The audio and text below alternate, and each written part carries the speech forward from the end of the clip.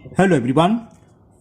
Today we will solve from question number 11 of exercise 12D class 7 ICSE board. हम ICSE board के Selina publisher के R K. Bansal writer की जो book है उसको सॉल्व कर रहे हैं। इससे पहले हम चैप्टर 1 से लेके एक्सरसाइज 12D के क्वेश्चन नंबर 10 तक सभी क्वेश्चन कंप्लीट कर चुके हैं। उन सभी वीडियो का लिंक आपको नीचे डिस्क्रिप्शन बॉक्स में मिल जाएगा। Now question 11 is the sum of 3 consecutive odd number same 10 की तरह है। 10 में क्या था, इवन कॉन्सिक्यूटिव थे, यहाँ ऑड कॉन्सिक्यूटिव नंबर है। उन 3 कॉन्सिक्यूटिव ऑड नंबर का सम दे रखा है 63। Find the numbers. कल हमने डिस्कस करा था क्वेश्चन नंबर 10 में कि इवन नंबर हो चाहे ऑड नंबर, कॉन्सिक्यूटिव है, आप अगर इसको x मानेंगे तो नेक्स्ट होगा x+2। जैसे मैंने एग्जाम्पल समझाया था, ये ऑड की बात है। मान लो 5 है तो नेक्स्ट क्या होगा 7। कैसे आया, 5 में हमने क्या ऐड करा 2, 5+2। तो हम इसमें 3 कॉन्सिक्यूटिव ऑड नंबर मानेंगे। पहले x है, दूसरा x+2 और तीसरा x+4। हाँ, एक तरीका और होता है कि ऑड नंबर की फॉर्म होती है 2x+1। तब वैसे भी कर सकते हैं कि late 3 consecutive odd number 2x+1, दूसरा होता है 2x+3 और तीसरा होता है 2x+5। लेकिन कोई नीड नहीं है, सेम आंसर आता है, ना कोई आंसर में गलत होगा। आप अगर पहला x माने तो दूसरा x+2 और तीसरा x+4 मान लें, चाहे वो इवन की हो चाहे ऑड नंबर की हो। कल हम डिस्कस करा था, क्वेश्चन नंबर 10 देखना अगर नहीं देखा हो। हमने इसमें भी x+2 x+4 मान के करा था, यहां भी हम x मान ले रहे हैं। तो दूसरा कॉन्सिक्यूटिव ऑड नंबर होगा x+2 और तीसरा होगा x+4। चलिए करते हैं इसको। सबसे पहले एज्यूम कर लेते हैं, लेट 3 consecutive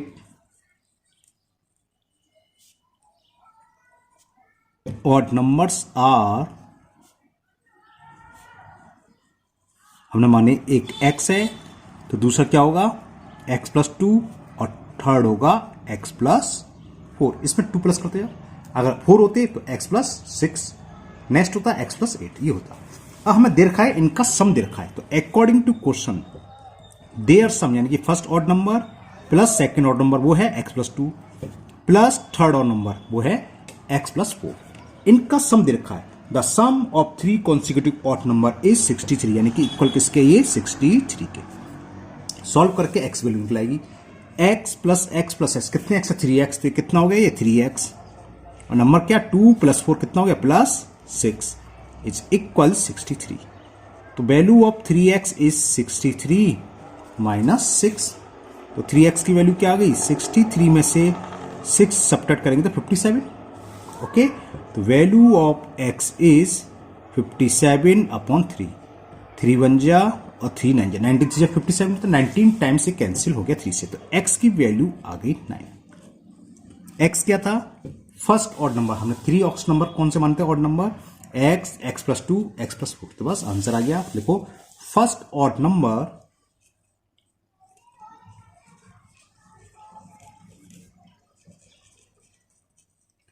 इक्वल था x और x की वैल्यू है 19, तो 19 हो गया। Second odd number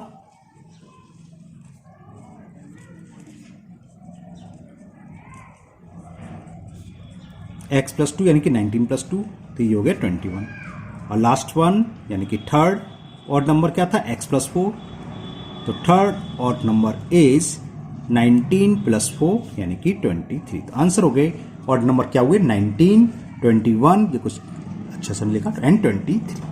okay, now next question number 12, and question 12 is a man has x rupees from which he spend 6 rupees. किसी आदमी के पास x रुपये हैं, उसमें से 6 रुपीज में स्पेंड कर दिए, खर्च कर दिए। If twice the money left with him is ₹86, find x। If twice of the money left, जो उसके पास मनी बचा है उसका डबल है, ठीक है ना, उसके पास, और वो कितना है 86। तो find the value of x। चलिए करते हैं इसको भी। तो इसको समझ लो, सबसे पहले तो हम मनी मान ले रहे हैं, नहीं दे रखा इसमें तो खैर। A man has x rupees, तो चलो लिखते हैं मैन हैज ₹x, और खर्च कितना करना है, ही स्पेंड 6 रुपीज। चलो मैं लिख देता हूं, ही स्पेंड, वो खर्च करता है 6 रुपीज। ओके, अब उसके पास जो खर्च कर दिया तो रिमेनिंग मनी कितना रहा, एक्स रुपए थे, 6 रुपए खर्च कर दिया। रिमेनिंग मनी क्या होगा, एक्स में से 6 माइनस कर दें, है ना। तो रिमेनिंग मनी या रिमेनिंग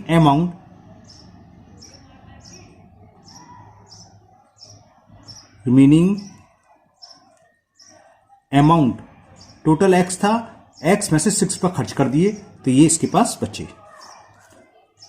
अब ध्यान से सुनना, ये क्या कह रहा था इसमें, ये बोल रहा है if twice of the money left with him is 86 rupees. तो जो बचा है, ये बचा है, इसका ट्वाइस किसके इक्वल है, 86 के। यानी कि हमें क्या लिखना है, according to question twice of the money left, जो उसके पास बचा है वो किसके इक्वल है, 86। तो 2 times of remaining money equal होगा 86 के। बस इससे एक्स की वैल्यू निकलाएगी, 2 का डिवाइड होगा यहाँ, x minus 6 equal to 86 upon 2।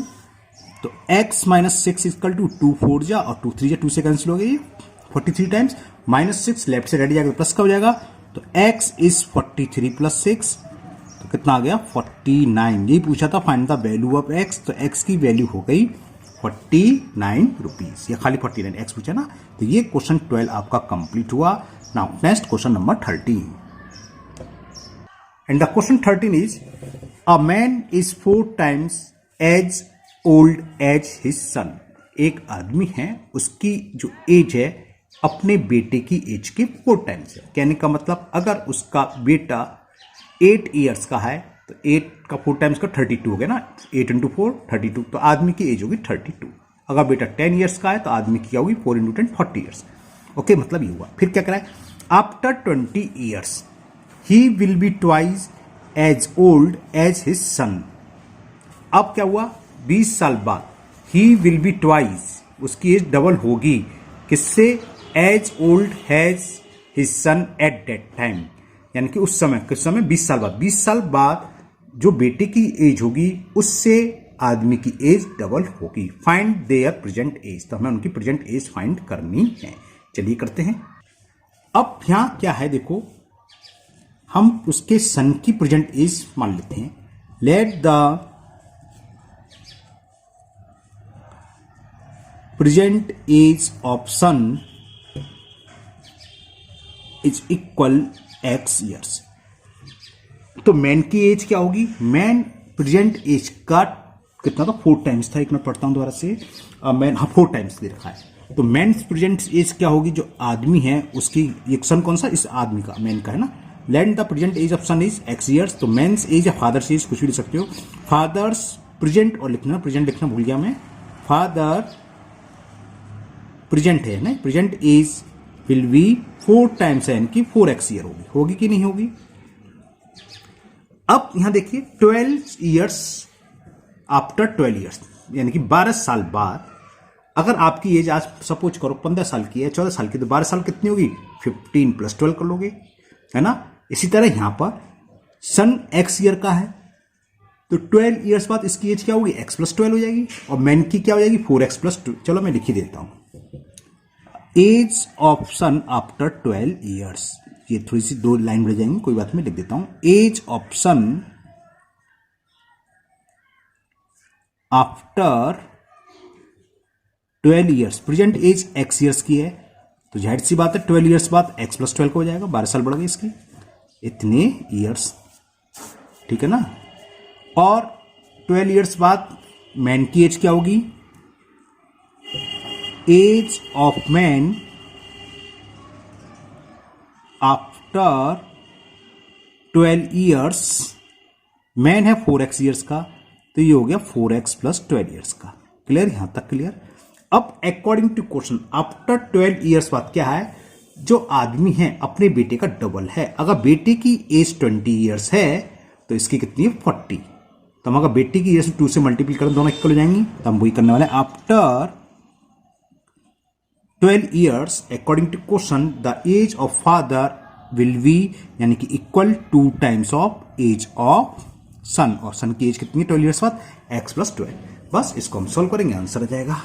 तो ये हो गया 4x plus 12 is equal to 2x plus 2 का मल्टीप्लाई कर दिया 12 में 24, 2x को लेफ्ट राइट से लेफ्ट लिया तो माइनस का हो जाएगा, माइनस 2x, 24 प्लस 12 लेफ्ट से राइट जाएगा तो माइनस के 12। 4x में से 2x सब्ट्रैक्ट करा 2x और 24 में से 12 सब्ट्रैक्ट करा 12, तो value of x will be 12/2, 2 से 6 टाइम्स कैंसिल, तो वैल्यू ऑफ x इज 6। ये x क्या थी? प्रेजेंट एज ऑफ सन, तो सन की निकलाई और फादर की क्या होगी, मैन की क्या होगी, 4 into x है ना, तो बस ये पूछी थी। तो present age of son, present age of son is equal 6 years and present age of man या फादर लिख सकते हो, उसका एक ही बात है, वो क्या होगी 4x, तो 4 into 6, तो ये हो गया 24 years। देखो इसके हम आंसर चेक कर सकते हैं। बर्ड प्रॉब्लम के लीनियर इक्वेशन हम सभी क्वेश्चन के आंसर चेक कर सकते हैं। एक्स का खाली अगर बर्ड प्रॉब्लम में एक्स की इक्वेशन है तो आप एक्स पुट कर दो, एलएचएस आरएचएस इक्वल आता है, हम बता चुके इससे पहले वीडियो में। चलो इसका आंसर चेक कराते हैं। हमने निकाल ली एस फॉर सन, अभी क्वेश्चन तो आपका यहाँ हो गया, अब मैं आपको चेक कर रहा हूँ। सन की एज है 6 years और फादर की एज है 24 years। चेक करो, पहली कंडीशन की फादर की प्रेजेंट एज जो है सन के एज का 4 टाइम्स है, 4 टाइम्स से नहीं आया है, देखें 6 4 24, सही कह रहा है। फिर कह रहा है 12 years बाद, 12 years बाद सन की एज क्या होगी, 6 years का है, 12 years बाद वो 18 years का हो गया, और फादर कितने एज का हो जाएंगे 12 के बाद, 12 ऐड कर दें 36 years का हो गया, और ये डबल बैटरी देखो 18 to 8 36। वही कह रहा था कि after 12 years father will B double, ये तो लिखा था हमने अकॉर्डिंग टू क्वेश्चन, फादर की एज क्या थी 2 times ऑफ हिज सन। तो ये हमारा आंसर चेक हो गया कि यानी कि हमारा आंसर सही है।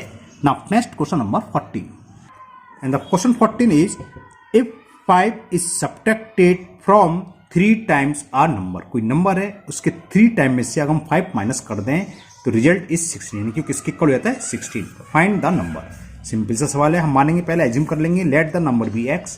तो अकॉर्डिंग टू क्वेश्चन क्या होगा, 5 इज सब्ट्रैक्टेड फ्रॉम किसमें से 3 times our number, 3 times number क्या होगा 3x, यानी कि 3x माइनस 5 इक्वल किसके रह देंगे 16, आंसर आ जाएगा। चलिए करते हैं इसे भी। तो सबसे पहले हमने एज्यूम कर लिया let number be x, number जो है वो x है, तो सीधा सीधा लिखो अकॉर्डिंग टू क्वेश्चन, ये कह रहा है 5 is subtracted from 3 times of number, तो पहले नंबर का 3 times करो, यानी कि 3 से मल्टीप्लाई करो 3x। अब इसमें से मैं क्या सब्ट्रैक्ट करना है, -5 करना है, और रिजल्ट क्या रहा है इट्स इक्वल टू 16, यानी कि 16 से, बस सॉल्व हो गया।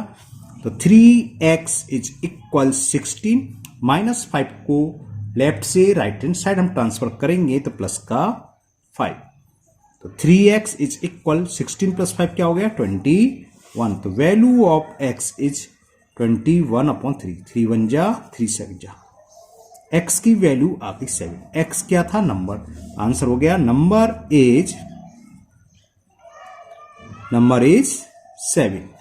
Now next question number 15, and question 15 is find 3 consecutive natural number such that the sum of the first and the second is 15 more than the third, यानी कि शुरू के 2 नेचर नंबर का सम करें वो थर्ड नंबर से भी 15 बैठेगा। पहला नेचर नंबर प्लस दूसरा नेचर नंबर प्लस 15 करें तो इक्वल क्या आएगा 13। ओके, मतलब थर्ड नेचर नंबर से, सॉरी। चलिए करते हैं इसे। अब नेचुरल नंबर अभी हमने इससे पहले 3 कॉन्सिक्यूटिव ऑड नंबर और इवन नंबर वाले सवाल करे थे, जब हमने माने थे x, x+2, x+4। लेकिन नेचुरल नंबर क्या है, लगातार काउंटिंग नंबर का था 1 2 3 4, तो अगर पहला x है तो दूसरा क्या होगा x+1 एक बाद आएगा, और तीसरा क्या होगा x+2। बात समझ में आ गई? जैसे 4 5 6, तो पहला 4 है तो दूसरा 5 कैसा है 4+1 करके, तीसरा कैसा है 4+2 कर तभी 6 आया। तो नेचुरल नंबर क्या होते हैं consecutive, x, x+1, x+2, x+3, x+4 ऐसे माने जाते हैं लगातार जो है ना। तो लेट 3 consecutive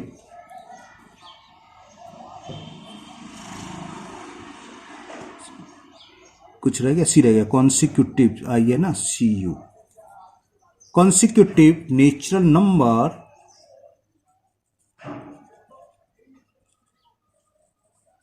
आर, हमने मान लिए ये x, दूसरा होगा लगातार बाद में +1 कर दें, अब इसमें +1 कर दें नेक्स्ट निकलाएगा x+2। ये 3 नेचुरल नंबर है कॉन्सिक्यूटिव। अब अकॉर्डिंग टू क्वेश्चन ये जो कह रहा है फर्स्ट और सेकंड का सम x प्लस 1 ये किसके इक्वल है? थर्ड नेचर नंबर वो है x प्लस 2, उससे भी 15 अधिक है तो या तो यहां प्लस 15 कर दो या यहां माइनस 15 कर दो, प्लस 15 इक्वल, तो कंडीशन ये बनी। क्लियर? दोबारा पढ़ देता हूं आप लोगों के लिए। The sum of the first and the second is, first nature number ये रहा, सेकंड ये रहा, इनका सम ये क्या है? 15 more than the third nature number, third nature number से भी 15 मोर देन है, तो इन दोनों का सम जो थर्ड नेचर नंबर है उससे 15 ज्यादा है, तो इसमें हमने 15 कर दिया ऐड।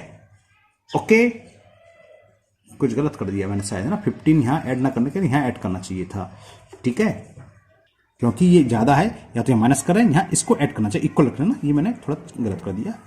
इन दोनों का सम थर्ड से 15 ज्यादा है, जब इक्वल करना है या तो इसमें से माइनस 15 करें तभी तो इक्वल आएगा, ये सामने वो माइनस 15 यहां चला प्लस हो जाता है, एक ही बात है, या थर्ड नंबर में 15 ऐड कर दें तो दोनों इक्वल आ जाएंगे। अब सॉल्व करते हैं। x और x कितना होगा? ये 2x प्लस 1 और ये हो गया x प्लस 17, x को उधर ले आए, 2x माइनस x इक्वल में 17 प्लस 1 लेफ्ट से राइट हैंड साइड आएगा तो माइनस 1, तो x की वैल्यू क्या आ गई? 16।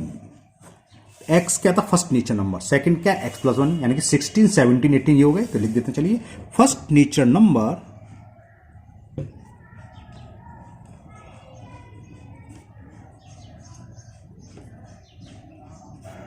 सिक्सटीन,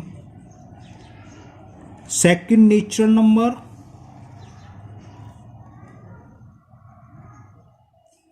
16 प्लस 1 लिख दूं डायरेक्ट 17, और थर्ड 17 का क्या था? 18, या 17 प्लस 1 या 16 प्लस 2 एक ही बात है, तो हो गया थर्ड नेचर नंबर 18 लगातार चाहिए, तो 16 आ गया, तो 16 17 आप डायरेक्ट लिख सकते हो, या फिर अगर फॉर्मूले को x प्लस 2 16 प्लस 2 तो ये हो गया 18, तो आंसर हो गया 16, 17 and 18। Now next question number 16। The question 16 is the difference between two number is 7। दो नंबर हैं, उन दोनों के बीच का डिफरेंस दे रखा है 7। 6 times the small r plus the larger, यानी कि जो छोटा नंबर है उसका 6 से मल्टीप्लाई करें प्लस कर दें बड़े नंबर को, लार्ज नंबर को, तो इक्वल किसके हो जाता है? 77। तो फाइंड द नंबर्स, तो हमें नंबर्स फाइंड करने हैं। चलिए करते हैं। अब देखिए यहां आपका वन वेरिएबल की इक्वेशन है ना, तो एक्स वाई मान के नहीं होने, खाली सिंगल वेरिएबल लेके चलना है। तो हमने मान लिया कि एक नंबर है, लेट द, अब इसमें लार्जर स्मॉलर है, अब यहां आपकी मर्जी है, आप लार्जर नंबर को एक्स मान लो या स्मॉलर नंबर को एक्स मान लो, आप कुछ भी मान सकते हैं, यहां पर तो आपकी मर्जी है। सपोज करो मैं लार्जर माना, तो let the larger number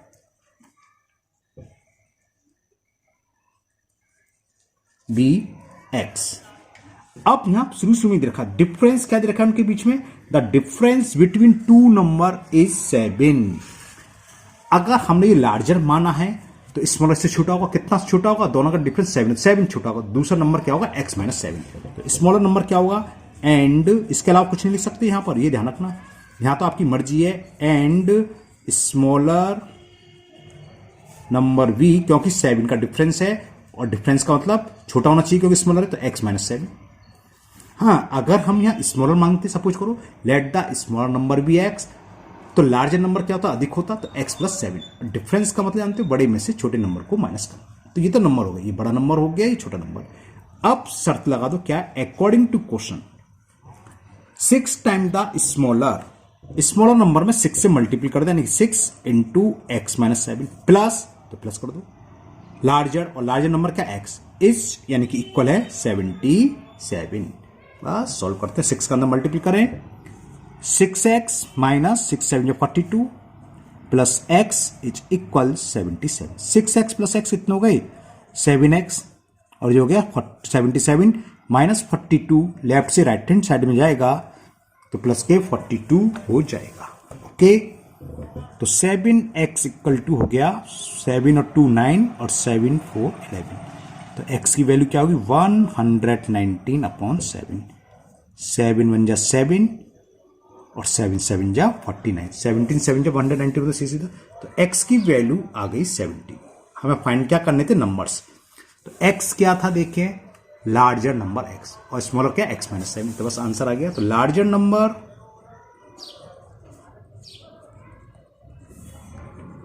is equal 17 and smaller number क्या था x माइनस 7 यानी कि 17 माइनस 7 तो 10, ये आंसर हो गया। स्मॉलर नंबर 10 और लार्जर नंबर 17। ओके, तो आज के वीडियो में हम इतने क्वेश्चन रहने देते हैं। अब इस एक्सरसाइज से सिर्फ 4 क्वेश्चन लगे, 17, 18, 19, 20, वो हम नेक्स्ट वीडियो में करेंगे। मुझे उम्मीद है ये सारे क्वेश्चन आज के आपको बहुत अच्छे से समझ में आ गए होंगे। फिर भी अगर आप किसी क्वेश्चन में डाउट है तो आप कमेंट बॉक्स में कमेंट करें, मैं उसको दूर करने की पूरी कोशिश करूंगा। अगर आप लोग पहली बार चैनल पर आए हैं तो चैनल को सब्सक्राइब करना ना भूलें, साथ ही साथ बेल आइकन जरूर प्रेस करें, जिससे आगे जो भी वीडियो है अपलोड होगी उसका नोटिफिकेशन आपको मिल जाएगा और वो वीडियो आपकी मिस नहीं होगी। इस वीडियो को अपने दोस्तों को भी शेयर करें, जिससे वो भी इसका फायदा उठा सकें। फिर मिलते हैं नेक्स्ट वीडियो में। Thank you, have a nice day.